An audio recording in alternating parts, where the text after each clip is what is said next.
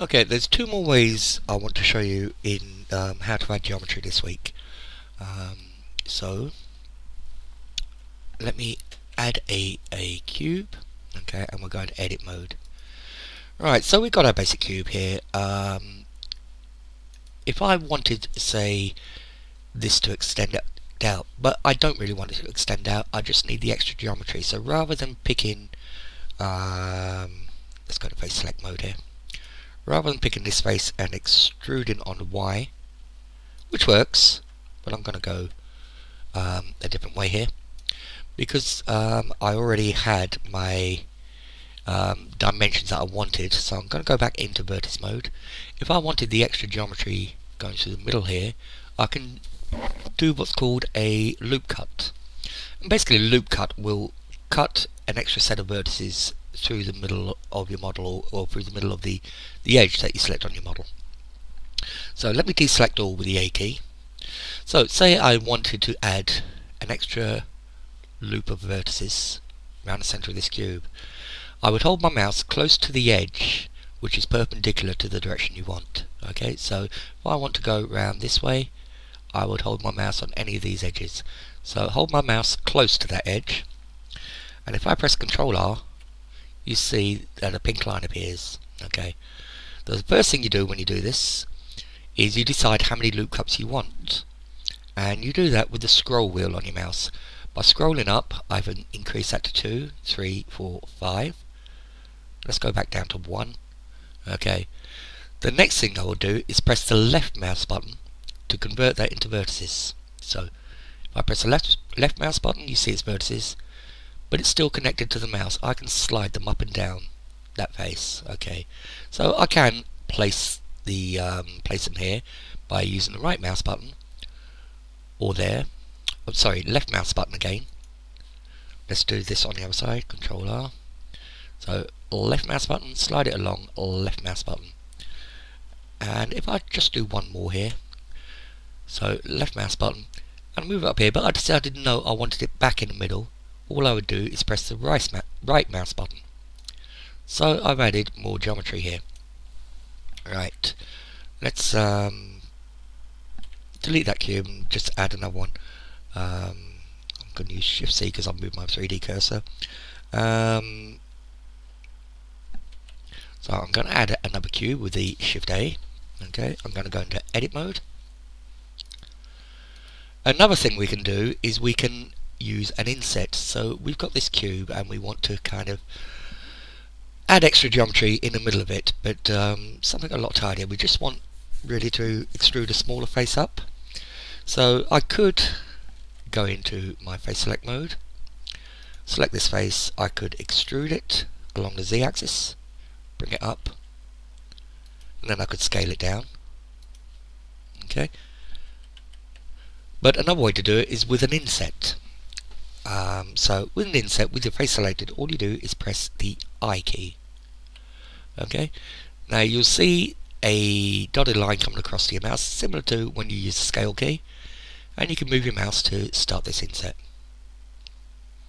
Okay, just something to be aware of. If you are doing this, you do need your mouse a little bit away from the geometry to maintain control.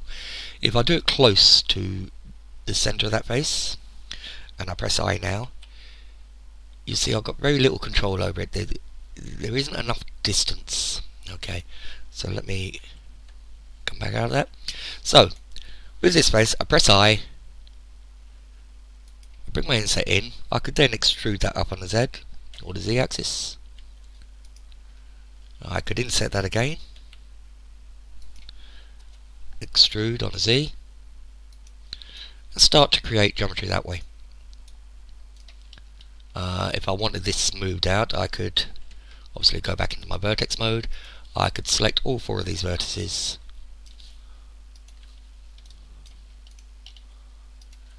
and grab them on the Z or the Z axis, and just kind of bevel that off. There are other bevel tools. We'll come to that, but that's the 2 ways of making geometry. But even now I've done this inset, I could still add edge loops. So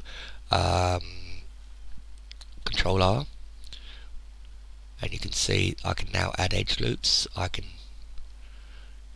drop that edge loop there. I could spin around this side. I could do Control R and add as many as I wanted there.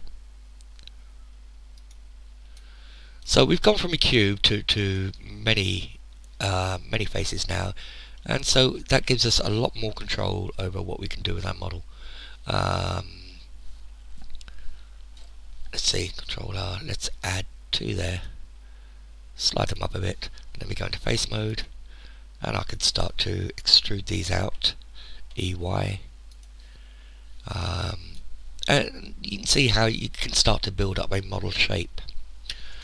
Okay, so let's delete that, reset my 3D cursor again, and I'm going to add another Suzanne, another monkey. Okay, I'm going to grab her on the x-axis, bring her up a bit, and I'm also going to add another cube, mesh cube. Okay, I'm going to bring this up a bit. Okay, now I think with this cube and for this week's exercise, what we're going to do is we're going to use what we've learned today and just kind of rough out a body for her. So one thing, the first thing I see is this this body, this cube, is way too deep, so I'm going to scale it on the y-axis. So I'm going to hold my mouse away from the object so it gives me more control, S and Y just to constrain the scale on the y-axis, and bring that in. Something that looks reasonable. This isn't accurate, this is just getting used to the tools. Now the body is way over the chin, so I'm just going to pull it across a bit so it's more where it should be. Let's give her a bit of a neck, so we're going to edit mode. I'm going to select this face, I'm going to inset it, I'm going to pull it up a bit, I'm going to inset again, inset again, start to give her a bit of a neck. Okay, now what's the next thing we need to do? A couple of arms, I think. So we need to bring the arms out the side here, so we need to create the extra geometry so that we can manipulate it. So I'm going to use Control R to do my loop cut, but I'm going to need 2 loop cuts, one for the top of the arm and one for the bottom. So I'm going to hold it close to one of these perpendicular edges, Control R, and I'm going to use my scroll wheel to get 2 loop cuts. Okay, I'm going to press the left mouse button to convert them into vertices, and I'm going to slide them up nearer to where the arms should be. Okay, which is be the top of the torso. Okay, this one here is still a little low, so I'm going to go into vertex mode. I'm going to select all 4 of these vertices, and I'm just going to slide them up on the x-axis, so that's a bit better. Okay, but we also need some geometry here because I don't want the arms come right out level with the chest. They're smaller than that. So I'm going to hold my mouse here across this edge here, Control R again, 2 loops, I'm going to drop those. Okay, that's looking a bit better. Yeah, that's looking okay to me. Right, so back into a face select mode. I'm going to select where the arm is here. I'm going to go to a front view, which is my 1 key on my numpad, and I'm going to go to orthographic view rather than perspective. Okay, so I'm looking, all the dimensions are the same. I've already got this selected, so I'm going to press E to extrude, X for the x-axis, bring this out a bit. Okay, I'm going to do the same on the other side, so let me select this one. I press the 1 key to get back to my front view, E to extrude, X for the x-axis, and bring this out a bit. I'm not being critical with dimensions or anything on this. I just want to just get something rough. Okay, so let's go to a top view now, I think. So we press number 7 on the numpad for the top view. So we're looking straight down on top of the head. I'm going to extrude this head again, and I'm going to select this face over here, which is hard to select, so I'll move my view a bit and then go back. E to extrude that out again. Okay. Now I want to bend the arms, so these are the elbows a bit. So all I'm going to do is I'm going to rotate this entire face slightly on the Z axis. So I can do it here. I can press R and Z to constrain it on the Z axis. But it's probably easier if I do it from the top. Okay, so if I'm looking at the top view, the only axis I'm working on is the Z axis. So all I have to do is press the R. So I press R, make the arm slide, bend a little. I'm just going to move this down slightly, and I'm going to do the same on this side. So I'm going to press R, keep it somewhat even, bring this down a bit. Okay, so now I think after the arm comes the forearm, and it's a little bit thinner, so I'm going to use the inset. So I press I, bring that inset in a little bit. I'll do the same on the other side. Press I, bring that in a little bit.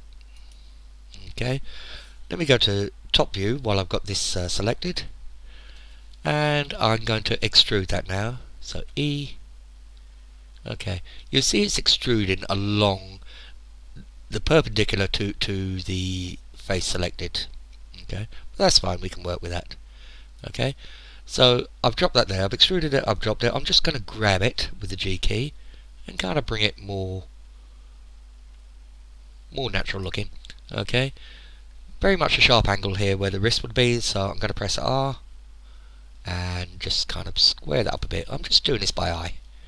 Okay, I can do the same this side. I've already inset this, so let me select this face. I'll go to top view again. I'm going to extrude,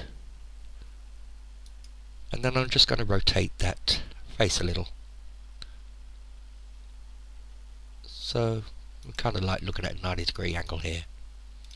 Okay, and we could do the same for legs, but we don't have the geometry for the two legs. We've only got one edge or one face across. So Control R, and I could split this in half, but I think I'm going to split it a bit more. I want 2 legs, so I need to split this into 4. So I've used my scroll wheel to get 4 loop cuts, and I'm going to drop them there. And now I've got these faces in the middle, so let me go into face select mode. I can select this face, and I can select this face. I can go back to front view, which is number 1 on the numpad, and I can extrude those down on the Z axis. And we're starting to get some legs. We can do this more. We could, for example, monkeys have tails, so we want to bring a tail out the center here. So I'm going to select Control R, and I'm going to get 2 loop cuts, because that's what I need for the top and the bottom of the tail. I'm going to slide these down.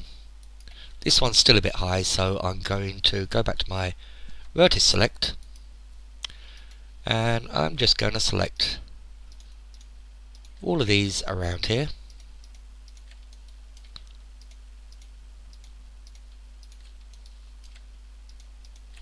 Okay, then I can slide them down on the Z or the Z axis. I can then come to the back here. I've got a nice place here for the tail to come out, so I'm going to go into face select.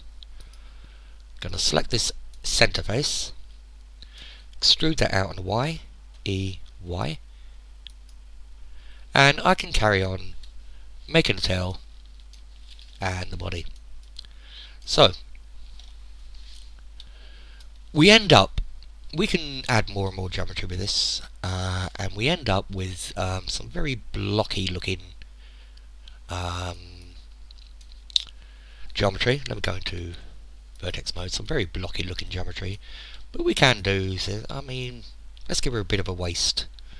So let's, yeah, that'll be good. Let's Control R, put loop cut in the middle, and I'll bring it down to about here. Okay, now I can use my scale or resize S key. So I'm holding my cursor away from the geometry, press the S key, and I can just kind of give her a wee bit of a waist there, and we can carry on.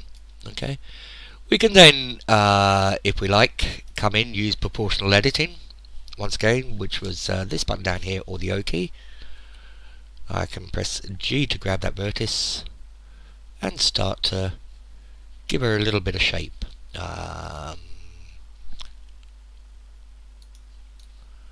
And I can do that without proportional editing, turn that off. We can start to build a body for Suzanne here. And that is going to be this week's exercise, using what we've learned today to create a body for Suzanne. Now you can have her in an action, pose her how you like, you know, whether it's just standing there in a T-pose, or whether she's running or sitting down eating her dinner. You can really make the tail whatever shape you like, facing off to the side. I would like to see some hands and feet though. Using the methods that we've learned today, we should be able to model some rudimentary hands and feet. Thank you.